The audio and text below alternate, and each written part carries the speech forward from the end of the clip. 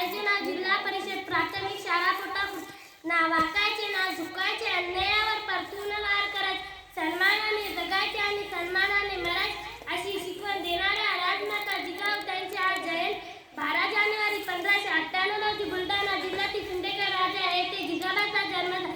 जिजाबाईच्या वडिलांचे नाव रघोजीराव जाधव व त्यांच्या आईचे नाव माळसाबाई असे. शहाजीराजे भोसले यांच्याशी जिजाबाईचा विवाह झाला. जाधव व भोसले या दोन्ही घराण्याची पराक्रमाची परंपरा जिजाबाईच्या ठरली. रचनेवर होणारा अन्याय अत्याचार पाहून जिजाबाईंना नेहमी वाटे लोकांचे राज्य म्हणजे स्वराज्य असायला हिंदवी स्वराज्याचे तेजस्वी स्वप्न जिजाबाईंनी पाहिले होते.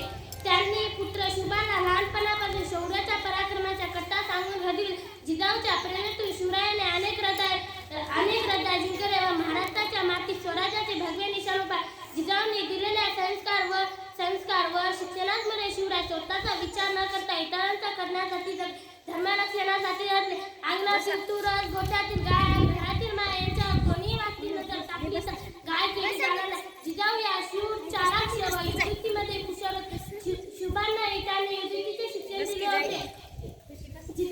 जिजाऊच्या संस्कारामुळे छत्रपती शिवाजी महाराज घडले. जिजाऊंनी हिंदवी स्वराज्याचे तेजस्वी स्वप्न पाहिले.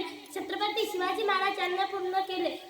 जिजाऊंनी आपल्याला कर्तव्याने सामान्य इतिहास घडवला. अशा आदर्श राजमाता जिजाऊंचे 17 जून 1674 रोजी निधन झाले. अशा थोर जिजाऊंस माझे कोटी कोटी प्रणाम. जय जिजाऊ जय श्री